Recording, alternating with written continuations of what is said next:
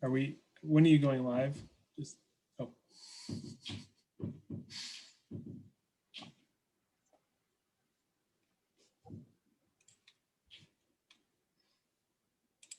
Welcome to the 25th annual Tualatin River Bird Festival. And our second,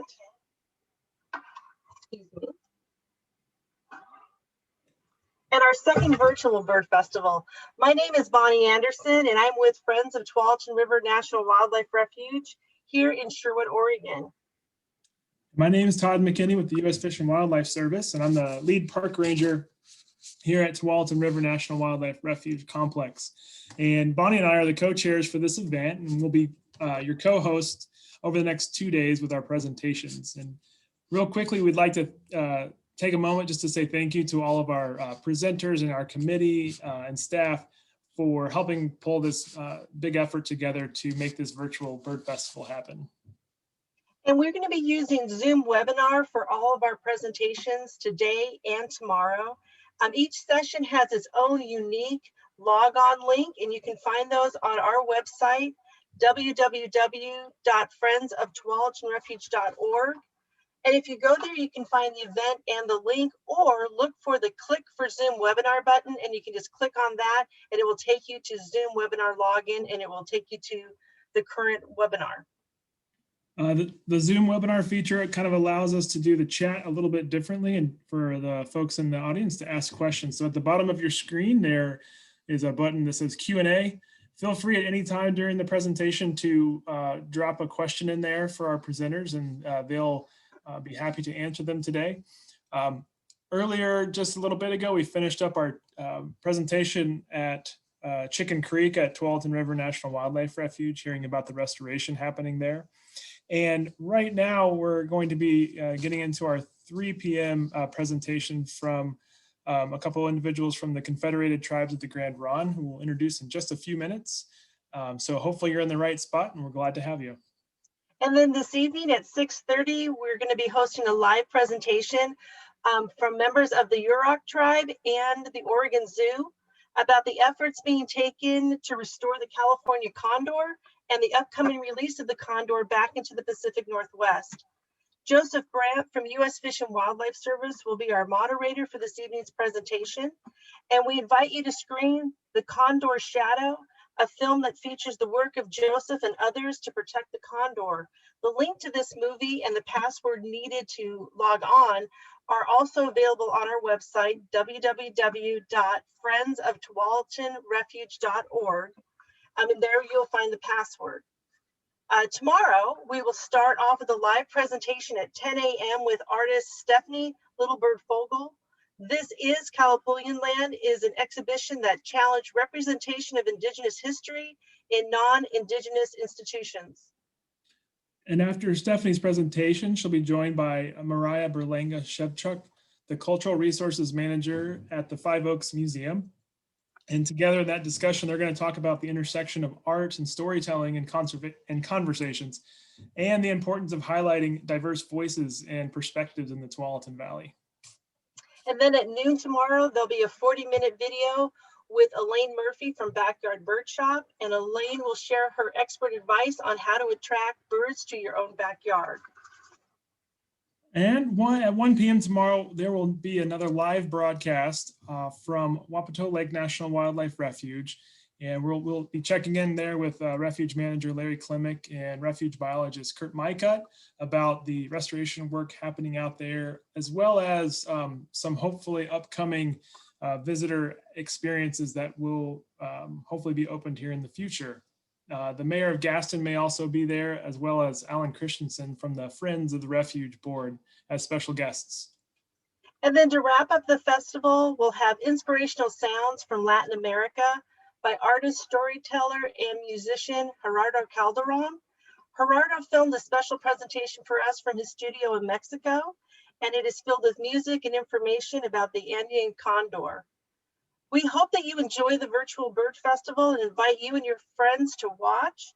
The Friends and the Refuge have put together this free family-friendly event for 25 years, and we invite you to learn more about ways you can support the Friends and the Refuge by visiting our website, www.friendsoftualatinrefuge.org. On the website, you can learn ways to join the Friends, become a member, or make donations. And also, as restrictions are lifted, to be able to get together in person for volunteer opportunities. Yeah, and you can also find some information at the Refuge website as well for volunteer potentials and opportunities, as also as Bonnie mentioned, as things hopefully begin to loosen up over the next months and into the year. And all the restoration happening at the two refuges as well. But right now, and so Bonnie and I can go ahead and stop talking. We're going to bring on our two special guests today. We're very excited to introduce members of the Confederated Tribe of the Grand Ronde, Greg Archuleta and Travis Stewart. Greg is a cultural policy analyst with the Confederated Tribes of the Grand Ronde, and Travis Stewart is curator of the T'Challa Museum and Cultural Center. So if you guys want to go ahead and come on board, we're gonna turn it over to you. So hi, I'm Kanaway Tilikum. My name is Greg Archuleta, a member of the Confederated Tribes of Grand Ronde, and happy to be here with you as Travis to share about some of the tribe's history and connection to the land, and especially to one of our important areas for the Tualatin Kalapuya. And we'll be sharing about Wapato and kind of our tribal connection to the area. Travis? So hi, I'm Conway Tillicum. Also, just want to say that I'm really happy to be here, and thanks to the organizers of this event. We're really happy to have the opportunity to kind of talk about the cultural significance and historical significance of Wapato Lake and of Wapato in particular. One of the things I think that we want to start off is we want to share a little bit of a traditional story with you guys. This isn't typically a time for traditional stories, so we're just going to show like a small abstract of it, but it kind of just to set the pace for the rest of our talk today. So.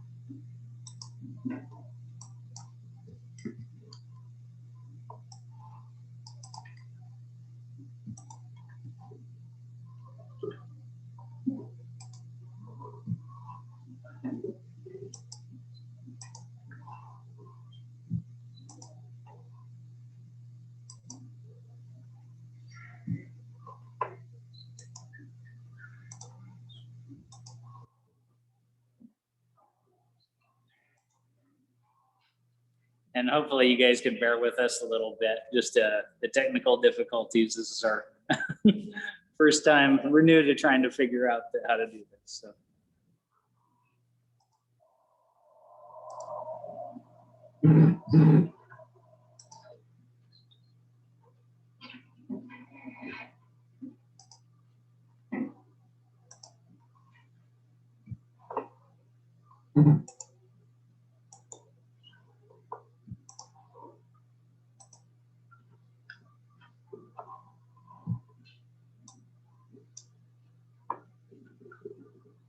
Good, Travis?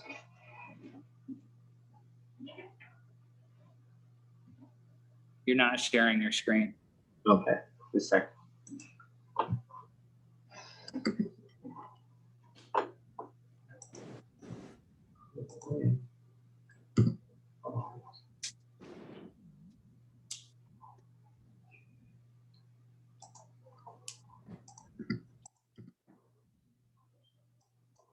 Sorry, folks. We had this all set.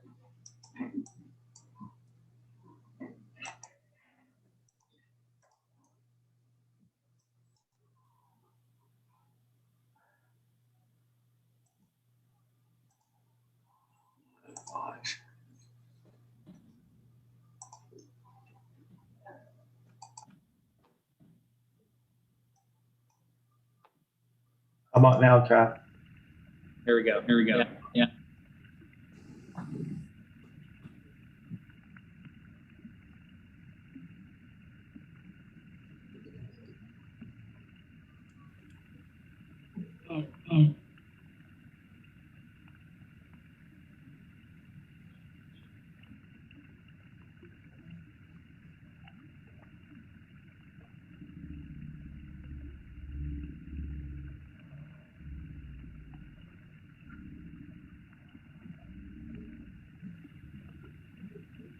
I'm not hearing any. The water bean used to be in Tualatin Valley in Wapato Lake.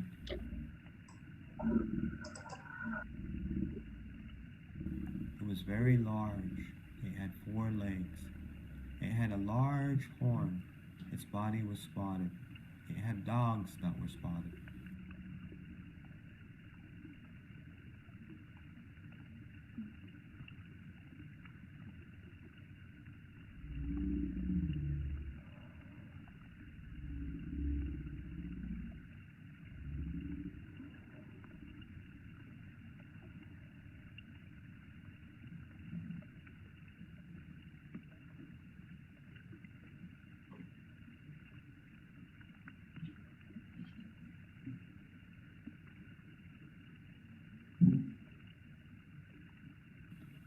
The water bean seized 2 children. It came to the water. That was how the sloth appeared where the water was. Then he took them away, and he put them on his horn. He carried them away to the 4th mountain. 3 times the ground sank while he carried them away.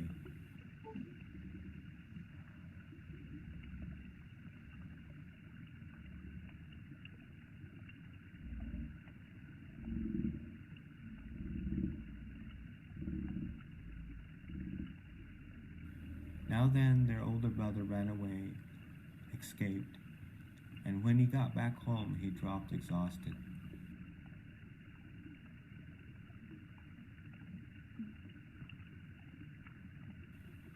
His body was all spotted now from the water bean. Those 2 had been carried away. They had been 3. Now then, he told his father, something that was spotted approached us. My younger sister and my younger brother were taken down below. I got away. I was afraid of being swallowed.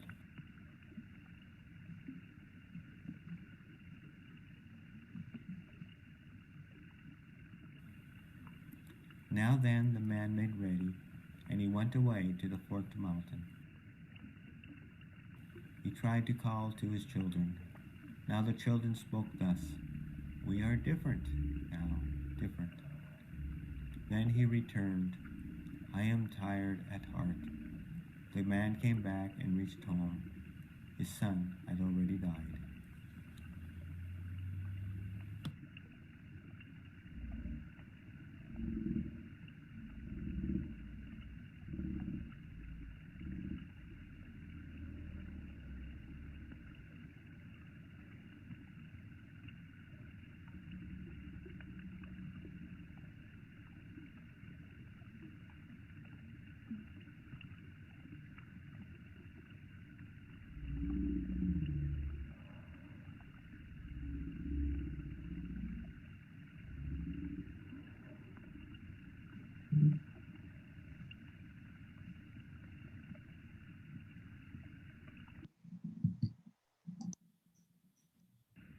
Well, we just want.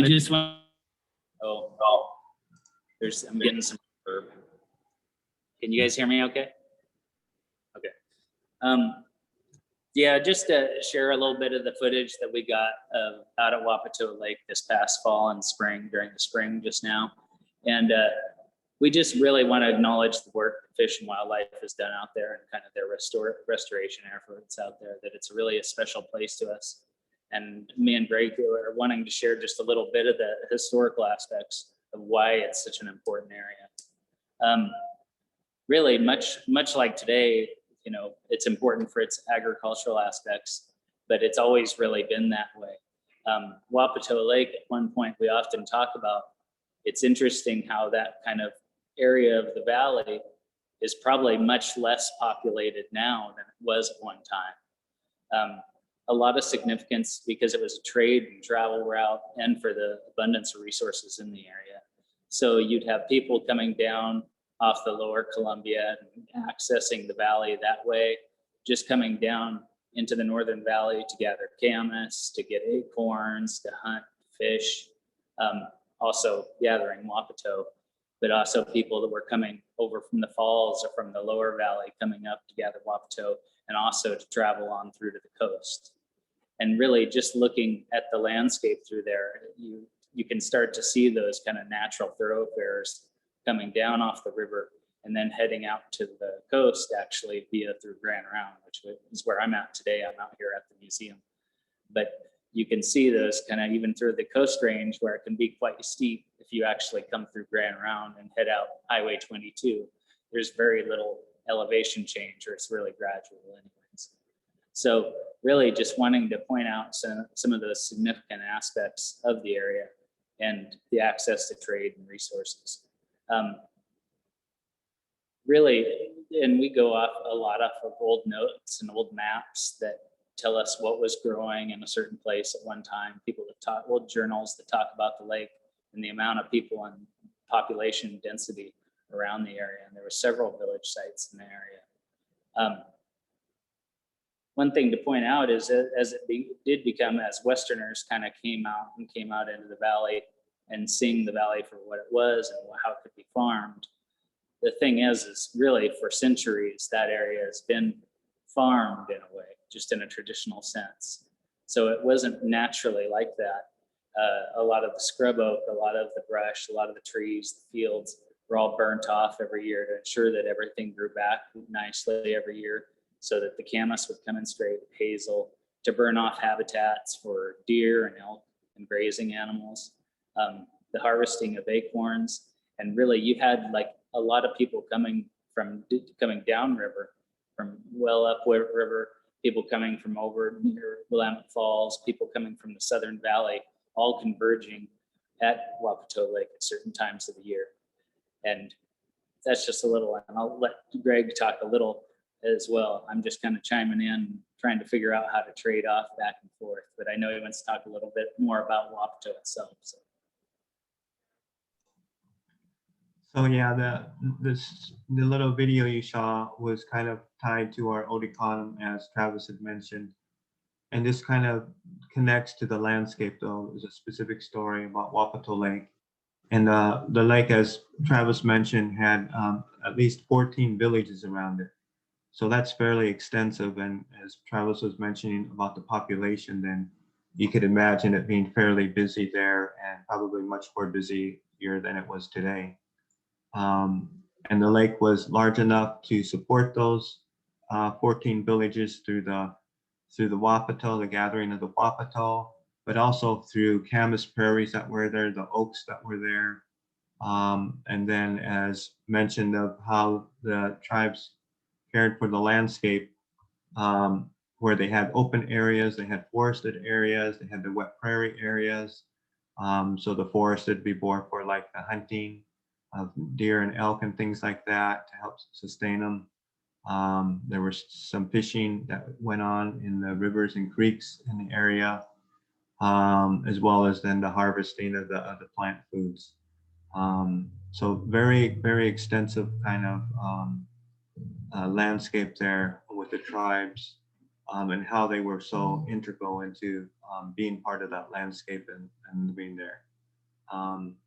And with our economy, we have the Tualatin and Kalapu. We have several old stories that tell about creation, how things came to be, how the foods were provided to the people, about hunting and gathering and things like that.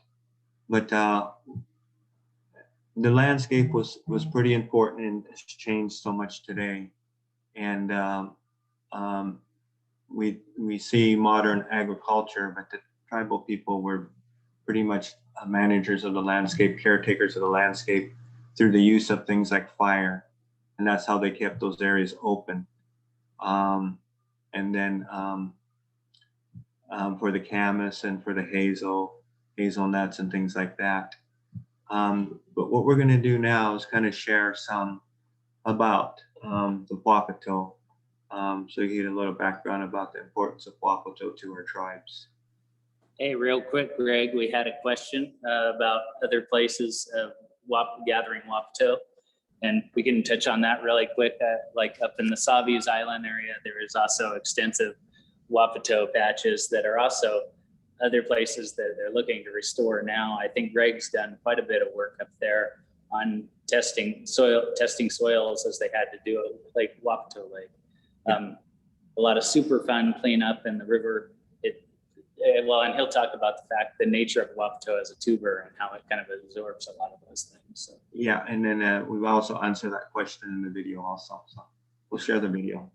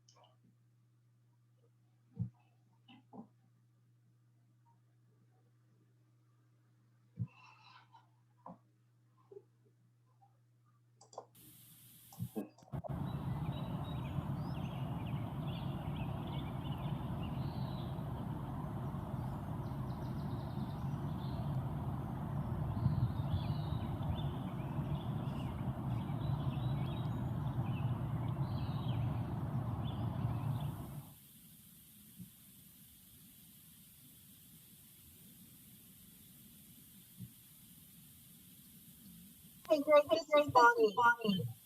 We can't see the video. Oh.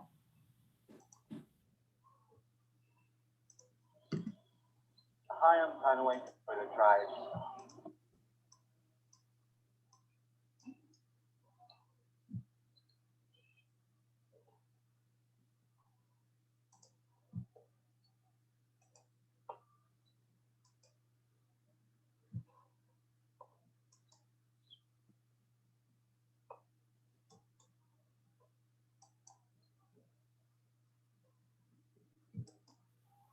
How about now? That's good. Yes, That's good. And sound? Yes.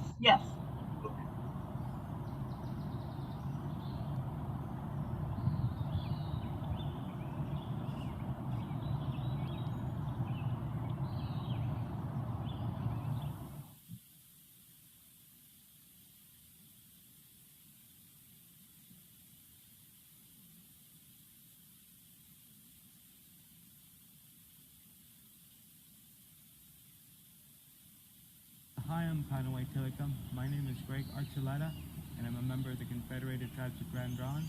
And today we're going to share some about Wapato, one of our important traditional foods. And here I'm in the Columbia Gorge today, at this nice area where I know Wapato grows. And we'll be kind of sharing about the tribal uses of the Wapato and kind of some issues today in regards to gathering and use of the Wapato.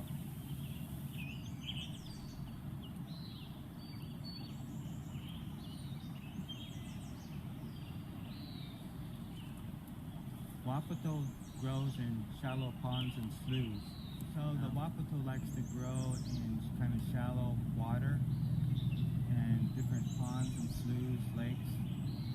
And historically it was very common along the Columbia River region, along in the Portland area, to the gorge. Today we're at Mirror Lake and in the Wapato growing here. Both sides of the river here, along the lower Willamette River, at the mouth. It'll kind of go through its growing stages from the young plant, then it'll, as it grows larger, then it'll flower, During the summertime, it'll grow seed pods, and then those seed pods will open up and release the seed. And then the energy kind of goes back into the tuber, and that tuber becomes much more solid than during the flowering time. And that's the time that we start gathering it. So that's usually about September. And then we'll go into the ponds and sloughs like places like this. And what we'll do is we'll kind of reach down around where the leaves are, kind of feel for the tubers, and then bring them up. Historically, the way that they would be gathered, there's documentation.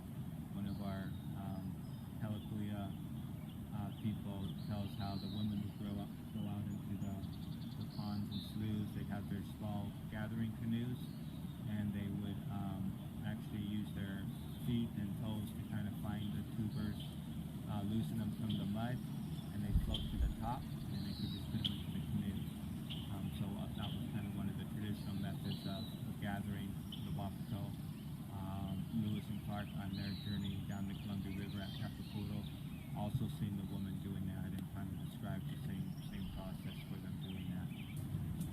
Wapato was also an important trade item for the tribes, and for the Portland region here, where the tribes historically were along the Columbia River, Lower Willamette. It was a big trade item, so it was traded up and down the river, primarily to places that did not have Wapato. So it was an important part of commerce for the tribes of the region. It was also important for the Tualatin Kalapuya from the great quantities of Wapato that they were able to gather at Wapato Lake. For the Tualatin Kalapuya people, Wapato Lake was a historically important area for them, and the lake was large enough that there was about 14 villages around the lake, and one of the primary foods for that area was the Wapato, and so during the fall time they would start the gathering of the Wapato. In Tualatin Kalapuya, Mamptu is the term for Wapato. In Clackamas Chinook, the term is Waptu. It's a variation from the Wapato that's in the English form today.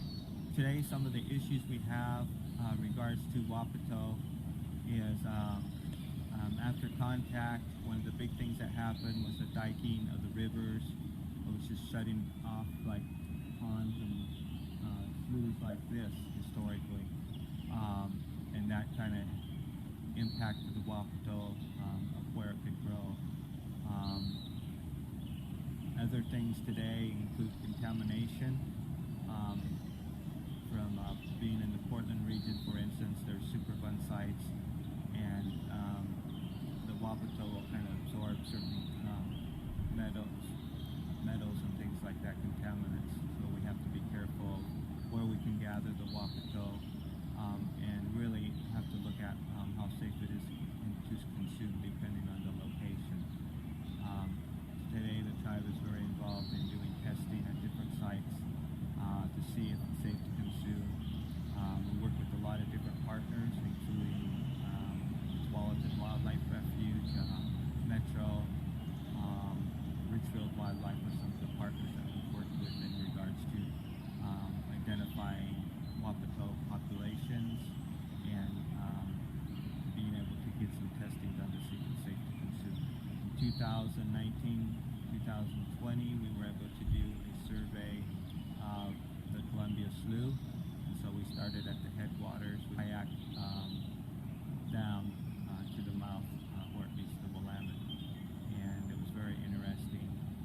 The upper part is much more stagnant, where we saw less Wapato, and then as we got below like I-5 bridge there was more tidal influence there, and where we got to see more of the Wapato growing along the banks.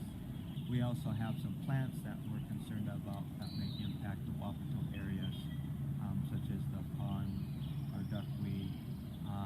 We're also seeing a lot of flag in different areas. We don't know if as it gets thicker, if that impacts the Wapato population. So those are just some of the kind of issues that we look at for, and the tribe is very active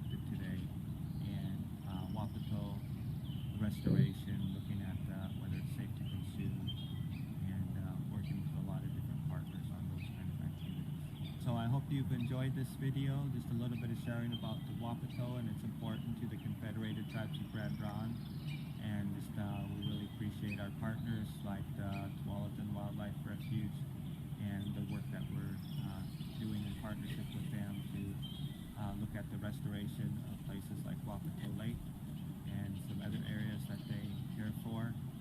And we look forward to being able to bring our tribal members out and gather the Wapato, and also that the Wapato is here for our future generations. Ayumasi.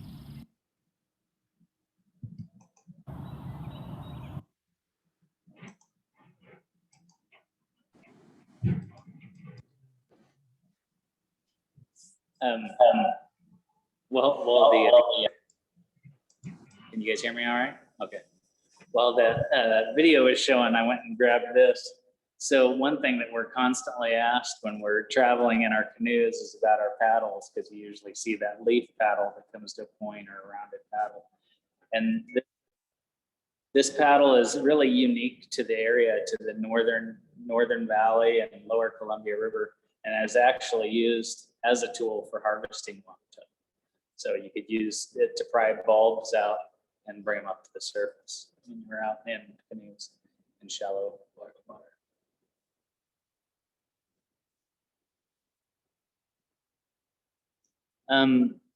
Do we have any questions? Here, let me check the question thing here.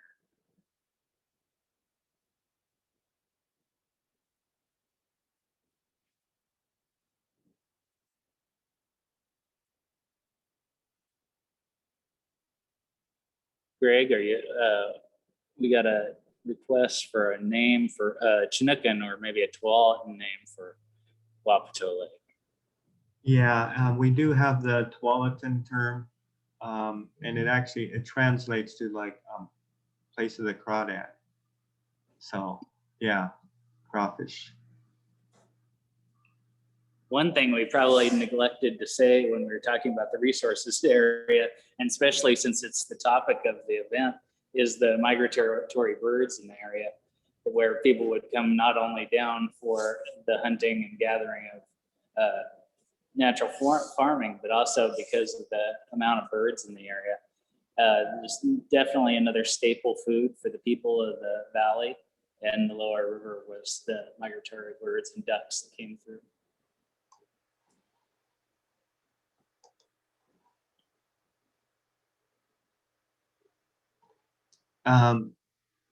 There's a question about the Chinookawawa name for Wapato Lake, and the Chinookawawa is actually Wapatu, so very close to the English, which translates into potato. You know, the potato, the area, area.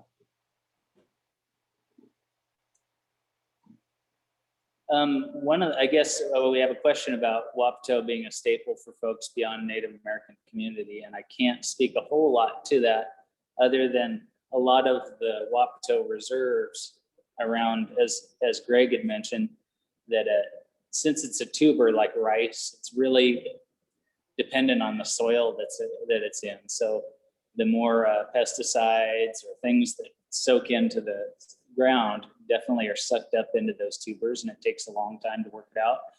But also Wapato works to clean out like marshy areas. So even as Wapato Lake starts to fill in, and as those preservation acts continue, it'll continue to clean out the lake, and you'll eventually see those plants come back to being edible at some point. That's the hope anyway. Yeah, I know the Wapato is around the world. There's different varieties of it.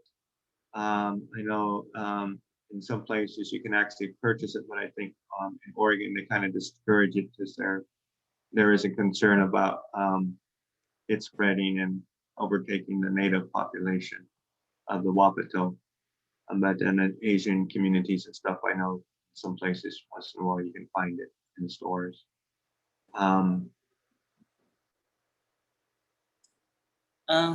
There's a question about, lots of vocabulary questions. Could that information be captured in some fashion to share with listeners? We can certainly send out some reference to the folks at Bird Fest. They could possibly put it out over the next day or so. And how is the Wapato prepared? There's a question there. And the way it's prepared, one of the common ways was essentially to just put it on the hot coals of the fires. And it would just be baked kind of like a potato. It's very starchy, also like a potato.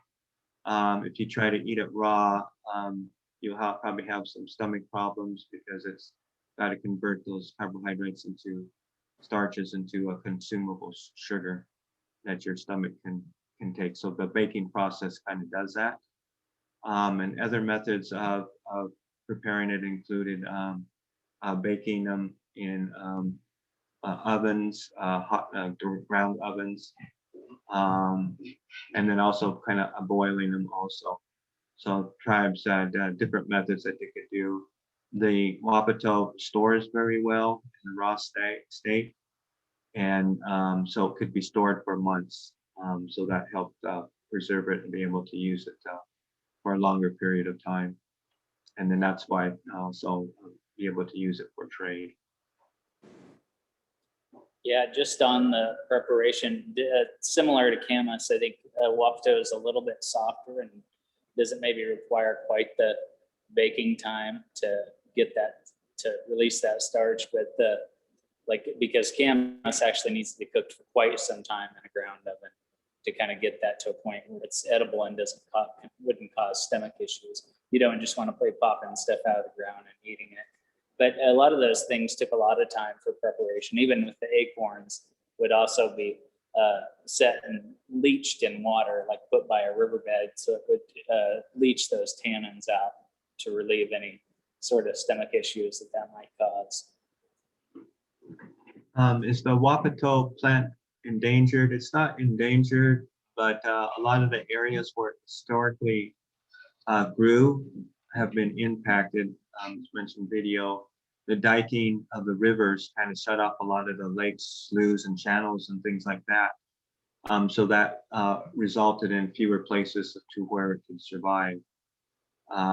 So I've seen areas where one year there would be in a slough, Wapato bank to bank, and then you go back a few years later, and there's very little there, maybe a few plants along the banks.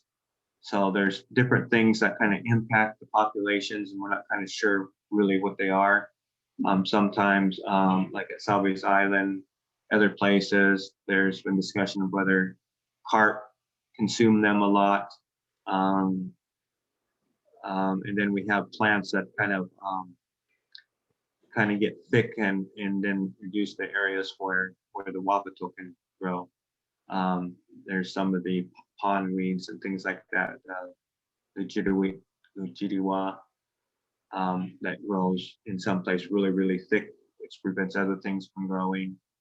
And then I've seen along the Columbia Slough and other places where like flag, the non-native iris that comes in and starts getting really thick and heavy. So those kinds of things could impact the presence of the Wapato. And we're doing a lot to testing. There's a question about the new refuge at Wapato Lake. The tribe has been working with Tualatin Fish and Wildlife crew and looking, and there's some existing Wapato there, but as the lake is able to hold water for a longer period of time in the future here, then we think and hope that Wapato will come back a lot more extensively, and that'll be one I think area where the tribal members will be able to hopefully gather in the future. Yeah, and just again to kind of commend the work that's being done out there. It's really surprising to see how fast that area can return to somewhat of a natural state. And we're actually all really excited just to see what does start to pop up there. I mean, I know that there is Wapato starting to show up, plus the plantings that have taken place, but like all the things that really will start to come back. And I'm even as far as wildlife, I imagine it'll be surprising to see over the next couple of years. It doesn't take long. It's what it wants to do. And the question about the nutria, not certain, but we know I've seen places where they start eating and it gets pretty bare. We've seen some places on the Columbia Slough and stuff, but I don't know if anybody's done specific research on their impact on specifically on Wapato. I think it's everyone's hope they just eat the blackberries.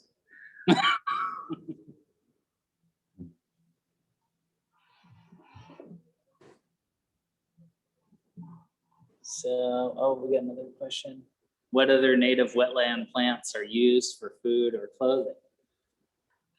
So even in Wapato Lake, certainly cattail, tule, a lot of things that we expect to see start popping up there again. Rushes, willow. juncus. And a lot of plants that grow near the wet area also are used. And really the cattail and tule is used extensively, not only for clothing, but also just the creation of mats and insulation for housing.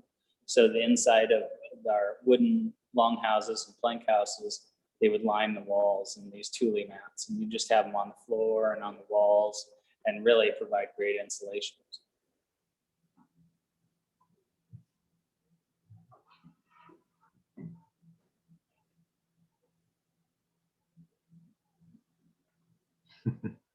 All right, thank you to the anonymous attendee.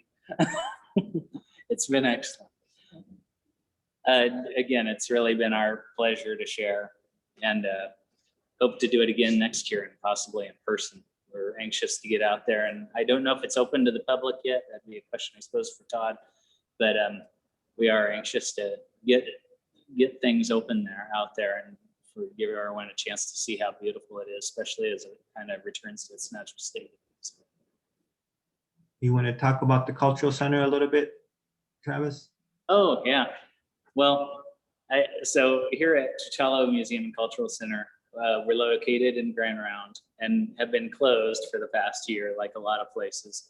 But we are hoping to open at least limited here by the end of summer, early fall, and try and get some limited hours going. But we'd love to have people out to visit. It's not a museum in the traditional sense. We do a lot of contemporary shows as well as historical exhibits, but a lot of the focus is on the landscape and the landscape of the people that were relocated to Grand Ronde.